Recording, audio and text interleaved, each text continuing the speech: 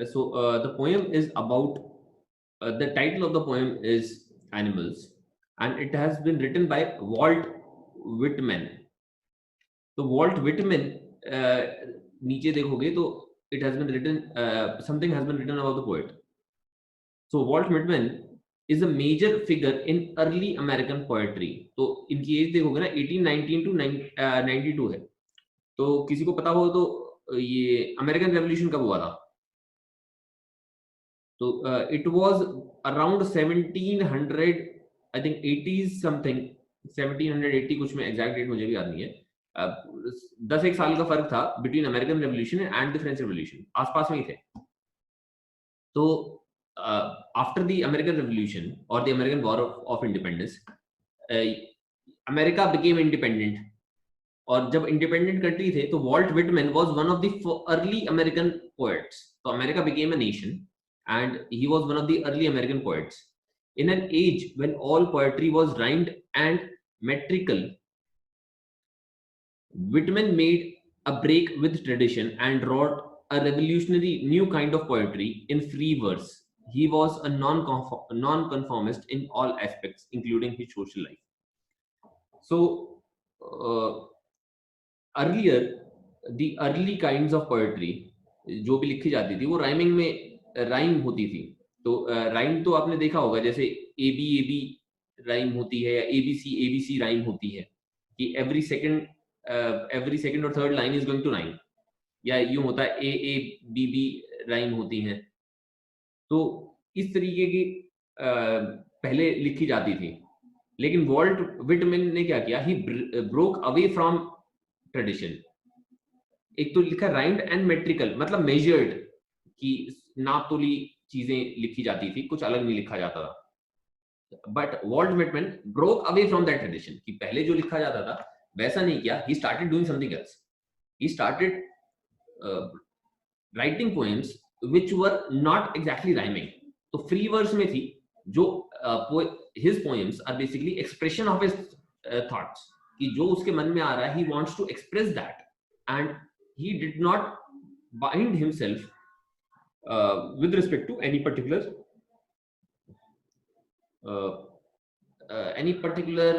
rhyme scheme or any particular thought. So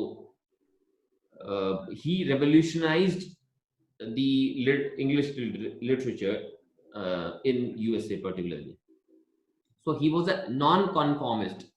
तो non-conformist से पहले देख लेते हैं conformist क्या होता है. Conformist is a person who follows rules. तो अगर कुछ चीजें हैं, rules हैं, regulations हैं, कुछ भी नियम वगैरह हैं, so a conformist is going to follow those rules. एक non-conformist क्या करेगा? He is not going to necessarily follow them. He may suggest some new rules as well. कि ये चीज ठीक नहीं है, so I suggest that we should do something else, or I suggest some alternative rules. So such people are non-conformist. तो भी group के rules होंगे, नॉर्म्स होंगे, तो he is not going to follow those rules. तो अब देख लेते हैं क्या लिखा है इसमें. I think I could turn and live with animals.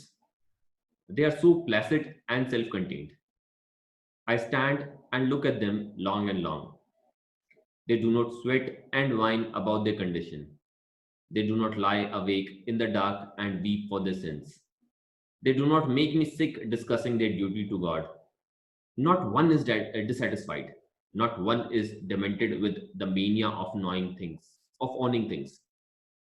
Not one kneels to another, nor to his kind that lived thousands of years ago.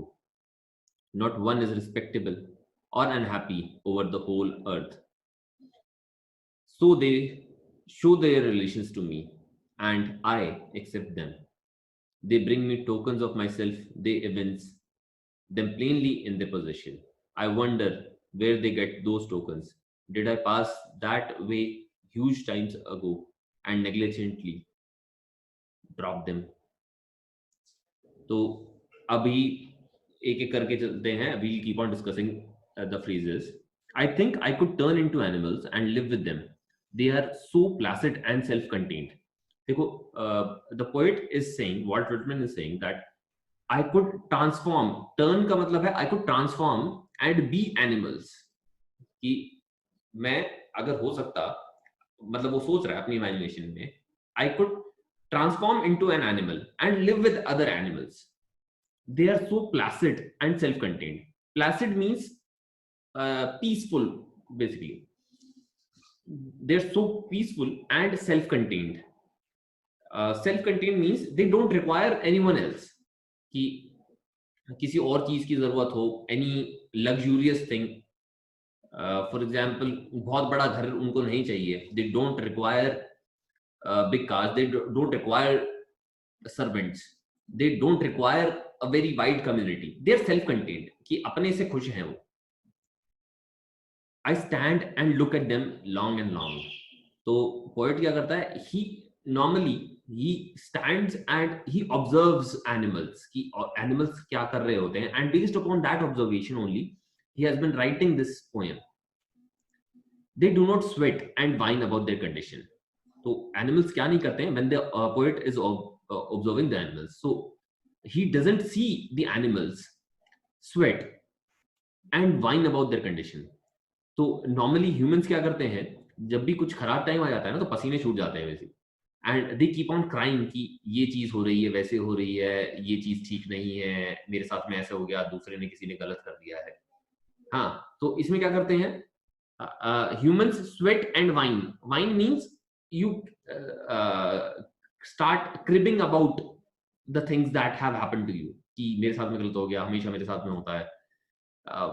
करते तो होगे वैसे आप लोग भी. You people also tend to whine about different things, कि ऐसे mummy papa किसी को मिलते हैं क्या, मुझे ही मिल गए, या मुझे तो ये वाली ड्रेस चाहिए थी बर्थडे पर, ये वाली दे दी.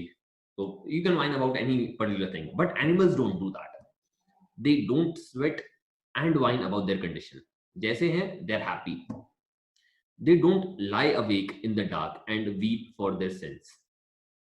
तो जैसे इस स्टोरी में हुआ था, मैडी ने कुछ नहीं किया when she could do something. मतलब she could intervene and protect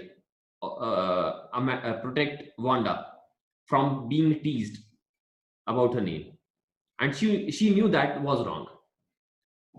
She knew that जो भी ड्रेसेस गेम खेला जा रहा है, हाँ, she didn't want to be a part of it, but she did not do anything. तो क्या होता था, when Wanda left, हाँ, तो she could not sleep. रात रात भर वो सोचती रहती थी कि how to make it right. तो रात को मतलब she used to reenact everything. She used to practice speeches कि अगर कोई और परेशान कर रहा हो वांडा को या और किसी को, तो किस तरीके से she is going to ensure that how is she going to stop it. तो नॉर्मली कुछ भी हम ह्यूमन से कुछ भी गलती हो जाती है, कुछ भी गड़बड़ हो जाती है, हाँ, तो नींद नहीं आती है रात को. So we lie awake in the dark and we weep for our sins. So weep means we repent or we cry. Weeping means crying basically. So we weep for our sins, whatever sins, whatever wrong that we have committed. They do not make me sick discussing about their duty to God.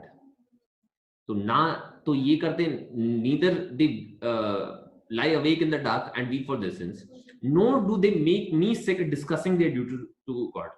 तो ये अपने बारे में लिख रहा है author कि humans make him sick discussing their duty to God, कि भगवान के प्रति क्या कर्तव्य है, what is their duty to God, वो बताने में. जैसे in Quran and in Bible ये लिखा है कि मतलब you need to convert more and more people towards Christianity. कि इन दीज रिलीजन्स, जो मोनोथीस्टिक रिलीजन्स होते हैं, उनमें ये कहा जाता है कि more and more people should be included. That is a religious duty. कि religious धर्म है, that you have to do this. हाँ, तो जो ऑथर है उसको ये चीज अच्छी नहीं लगती है. So it makes him sick.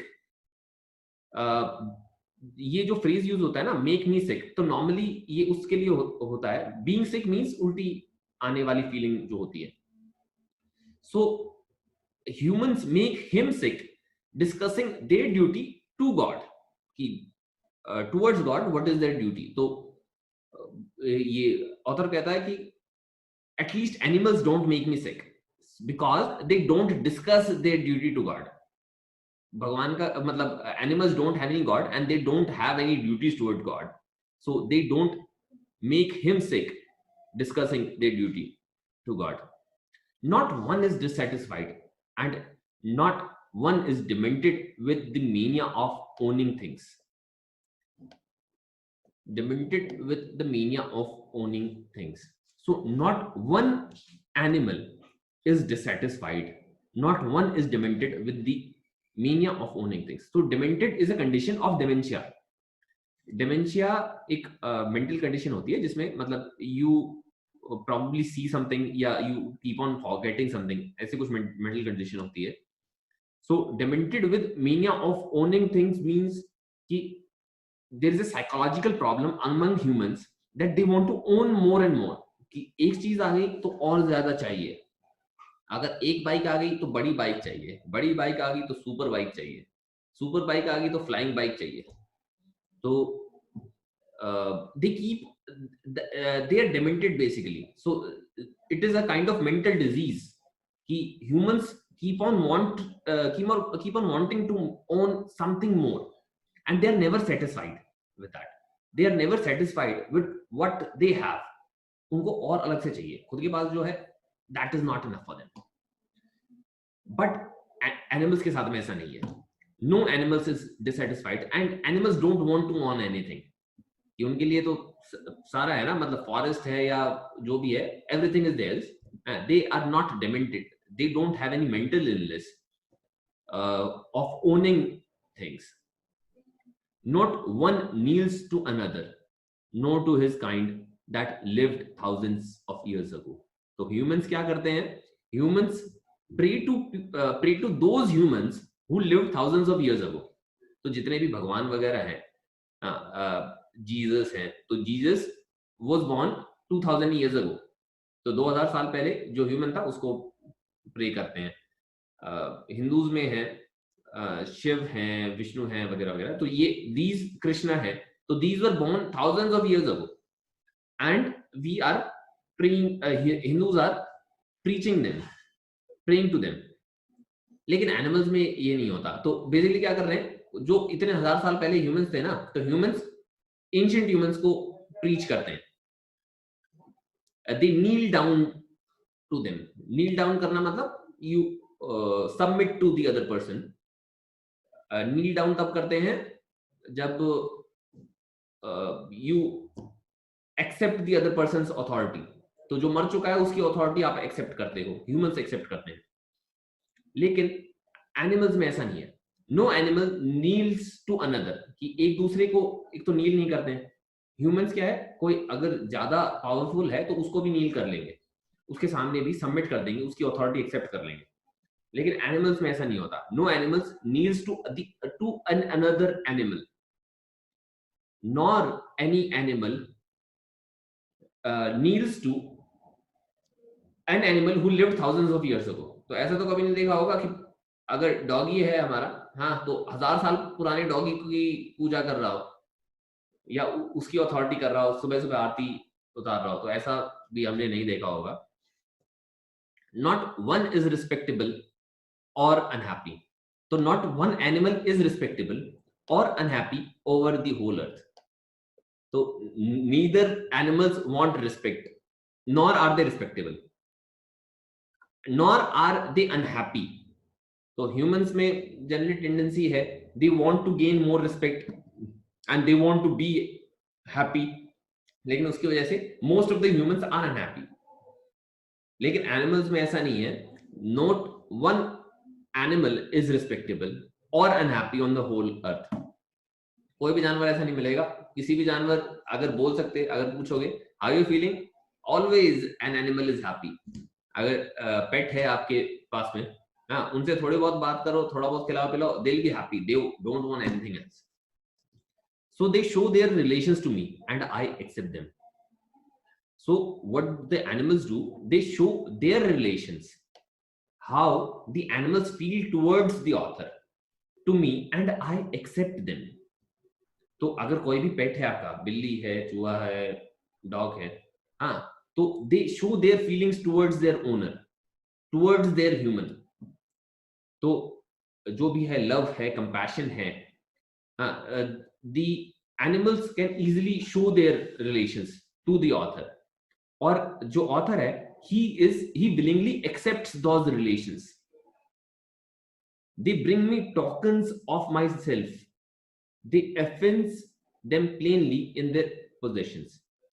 तो अब ये थोड़ा सा कॉम्प्लिकेटेड बात कह रही है कि they bring me tokens of my self, कि मेरा ही कुछ हिस्सा जो एनिमल्स है वो लेकर आते हैं, and they evince that them plainly in their possession, और वो आसानी से उनके पास में, उनकी पोजेशन में है, उनके पास में है। तो ऐसा कैसे हो सकता है कि उनका जो ऑथर का कुछ हिस्सा है वो एनिमल्स के पास में है? देखो, when we are young, very young, हाँ, तो we are pure by heart, दिल साफ है, सच बोलते हैं, वी केयर फॉर अदर्स, अगर किसी के साथ किसी के लिए केयर करते हैं तो ट्रूली केयर करेंगे। If we are happy, we are really happy. तो बचपन में अगर कुछ भी छोटा सा देख गया, कुछ भी नया मिल गया, तो वी आर रियली हैप्पी। अगर कुछ बाहर देख रहे हैं, बाहर घूमने के लिए जा रहे हैं, तो even then we are very happy. लेकिन जैसे जैसे बड़े होते हैं, जैसे जैसे बड़ा ह्यूमन बनता है, हाँ, तो these things tend to get left behind. हमारी हैप्पीनेस का लेवल वो रिड्यूस होता जाता है। लेकिन when the author sees animals, तो he sees tokens of himself in possession of the animals, कि एनिमल्स के पास में जो चीजें, जो क्वालिटीज उसके पास में हुआ करती थी, वो उन एनिमल्स के पास में है और उन्होंने संभाल के रखा है। तो ये जो मैंने बताया, लव का, कंपैशन, पीसफुल, हैप्पीनेस, तो ये सारी की सारी जो क्वालिटीज हैं ये एनिमल्स के पास में है, which probably the author has forgotten. So इसलिए कह रहा है कि they bring to me tokens of myself, कि ऐसे जो मेरे हिस्से which I used to have and I no more have, they are in possession of the animals. I wonder where they get those tokens. Did I pass that way huge times ago and negligently drop them? तो जो author है, मतलब ही wonders, जब ऐसा देखता है कि these tokens of myself, these qualities that I had are in possession of the animals, तो he wonders कि ये टोकन, ये portion of himself, how are these in possession of these animals? Why doesn't he have them? So एक question raise करता है वो, did I pass that huge times ago and negligently drop them? कि क्या मैंने ये बहुत टाइम पहले इनको दे दिया था, did I pass it to them and negligently dropped them, या कहीं पे I had them but I dropped them and later on the animals picked them up. So this is the story. So this is how the author is appreciating the animals in this poem, how he's comparing humans with animals, and how he says that animals tend to have certain qualities which he used to have, or which he appreciated that he had but he no more has, and how did he lose those qualities, those tokens of himself.